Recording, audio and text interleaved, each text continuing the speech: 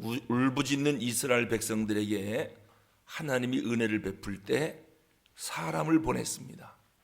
하나님이 직접 가시는 게 아니라 사람을 보내셔서 그들에게 은혜를 베푸시죠. 그 사람이 모세입니다. 오늘 우리도 마찬가지입니다. 하나님 나에게 은혜를 베풀어 주시옵소서 기도하면 하나님이 사람을 보낼 겁니다. 그래서 이 만남의 복을 통하여 하나님의 은혜가 오는 것입니다. 오늘 룻의 인생을 역전시킨 것은 이 만남의 축복 때문입니다. 첫째는 어떻게 룻이 다윗 왕의 증조 할머니가 될 수 있을까? 이방 여인, 모함 여인이 어떻게 이스라엘 백성의 증조 할머니가 됩니까? 그것은 시어머니 나오미를 만났기 때문이에요.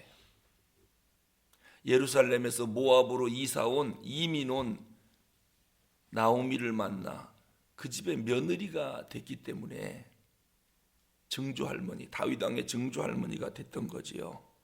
성경에 명예롭게 이름이 기록됐어요. 둘째는 아무리 시어머니를 만나도 나는 시어머니가 믿는 하나님 여호와를 안 믿겠습니다. 우리 모압 족속이 믿는 그무스 신을 믿겠습니다 라고 했으면 그는 다윗 왕의 증조 할머니가 될 수가 없었죠. 그런데 시어머니가 믿는 하나님, 그 전능하신 하나님을 나도 믿겠습니다.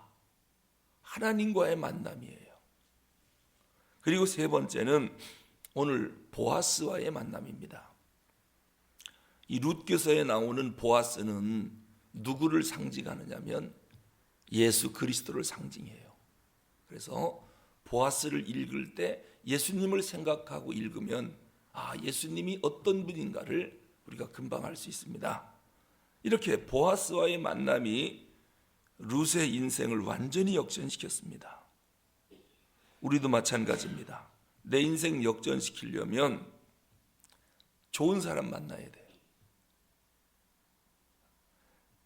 만남이 중요하지만 아무나 만난다고 그 사람이 내 인생을 역전시키는 게 아니에요. 잘못된 만남 때문에 얼마나 많은 사람들이 고통을 겪기도 합니까? 잘못된 만남 때문에 패가 망신하는 사람도 있습니다. 그러나 오늘 좋은 사람을 만나야 하고 무엇보다도 하나님을 만나야 됩니다. 인생 역전되려면. 그리고 보아스와 같은 예수님 만나셔야 돼요. 그러면 내 인생이 스디슨 마라에서 나오미, 기쁨과 찬송 부르는 정말 달콤한 인생으로 변화가 됩니다. 우리가 2장 1절에서 보지 않았습니까? 나오미의 남편 엘리멜렉의 친족 중 유력한 자가 있는데 이름은 보아스더라. 보아스를 유력한 자라고 합니다. 유력한 자. 하여튼 보아스를 룻이 만나면서 어두웠던 하늘이 동이 터옵니다. 은혜의 아침이 찾아와요. 그러니까 룻이 수많은 사람 가운데 보아스를 만났다. 또 그 밭에 가서 보리이삭을 주었다. 이것은 섭리의 손길입니다.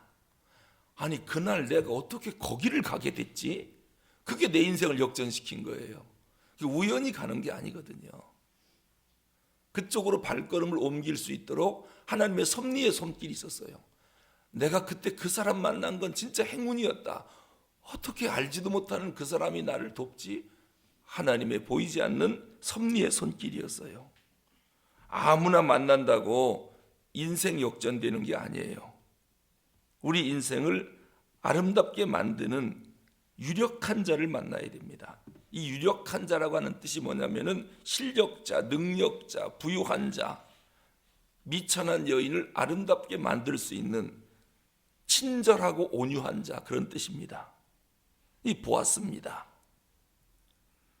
이제 보아스가 자기 밭에서 일하는 일꾼들을 보고 있는데 한 소녀가 열심히 보리 이삭을 줍는 것입니다.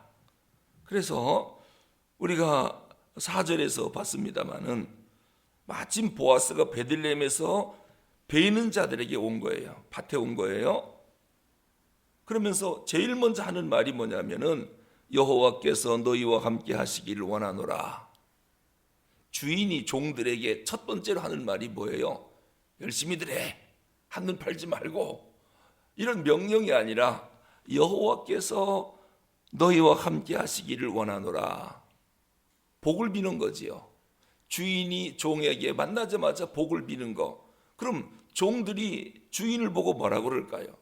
보통 종들이 주인을 싫어하거든요. 야, 저 꼰대 온다.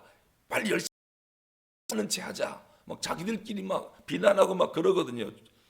종이 주인들을 향해서. 그런데 종들이 뭐라고 말하냐면 그들이 대답하되 여호와께서 당신에게 복 주시기를 원하나이다. 이건 주인과 종 사이가 아니라 아버지와 아들 사이인 것 같아요. 아버지가 아들을 만나면 복을 빌잖아요. 또 아들도 아버지를 만나면 복을 빌잖아요. 이런 사이예요. 정말 아름다운 관계예요. 그만큼 보아스가 온유하고 겸손하고 사랑이 많은 사람이다. 그런 뜻입니다. 유력자는 힘이 있는 자란 뜻이지요. 원래 글자 그대로. 대개 사람이 힘이 있으면 힘을 남용합니다. 힘을 휘두릅니다. 권세를 가지고 사람들을 억압하려고 하거든요. 근데 보아스는 전혀 그렇지가 않아요. 자기 힘을 오히려 종들에게 은혜를 베풀고 불쌍한 사람에게 도와주려고 그러고 힘을 아주 적절하게 사용할 줄 아는 그런 사람이었습니다. 사람을 세우고 그 사람의 생애를 복되게 만들어주는 사람, 이게 보았습니다. 헨리 와드 비처라고 하는 사람이요, 힘이 있다고 위대한 것이 아니라 힘을 바로 사용하는 것이 위대한 것이다, 그런 말을 했습니다. 그러니까 보아스는 힘이 있는 사람인데 힘을 올바로 사용할 줄 아는 사람이에요. 이 위대한 사람이라는 거죠. 그리고 보아스가 영성이 깊은 사람이라는 것을 우리가 알 수 있어요. 뭘 보면 아느냐면 다른 사람을 배려할 줄 알아요.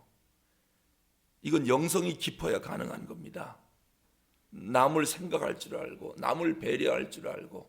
자, 종들이 열심히 일합니다. 아유, 얘들이 복을 받아야 될 텐데 복을 빌고, 어린 소녀가 이삭을 주우니까 저 사람은 누구냐? 그러니까 저 모압에서 올라온 소녀랍니다. 아침부터 와서 잠깐 점심시간 빼고는 지금까지 이렇게 열심히 일하고 있습니다. 그러니까 소녀야, 다른 밭에 가지 말고 여기서 마음껏 주워가도록 해라. 아니, 이방 여인이 왜 이스라엘 사람의 밭에 와서 이삭을 줍느냐? 한 번도 나무라지 않았어요.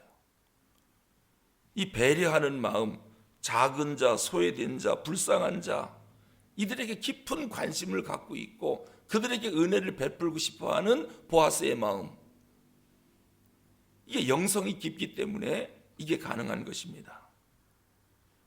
작은 자를 크게 봐주는 겁니다. 작은 자 안에 있는 가능성을 믿어주는 거예요. 이게 예수님 영성이거든요. 예수님은 작은 자를 무시하지 않았어요. 어린아이가 내게 오는 것을 금하지 마라. 천국은 이 어린아이와 같은 사람이 들어간다. 아주 크게 봐주는 거죠. 또 작은 자의 가능성을 예수님은 믿어주셔요.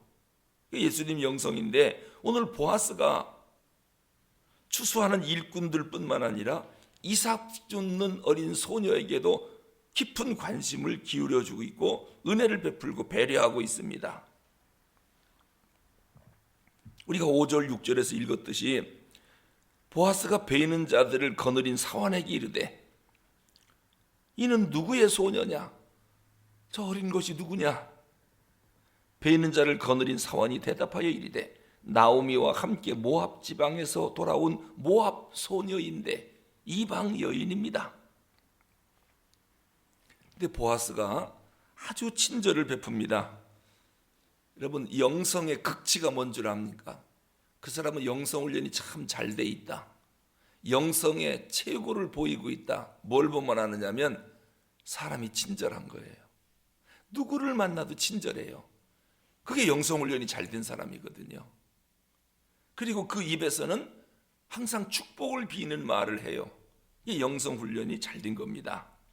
이 무명의 여인, 이방 여인에게 친절을 베풉니다.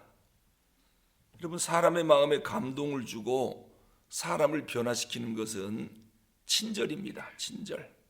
그래서 프레드릭 페이비라고 하는 사람이 이런 얘기를 했어요. 친절은 열정이나 능변이나 학식보다도 더 많은 죄인을 회심시켰다. 죄인을 회심시키고 싶지요. 죄인을 회개해서 올바른 삶으로 돌아오게 하고 싶지요. 때린다고 되는 게 아니에요. 열정이나 능변이나 공부시키고 학식을 심어준다고 죄인이 변화받는 게 아니에요.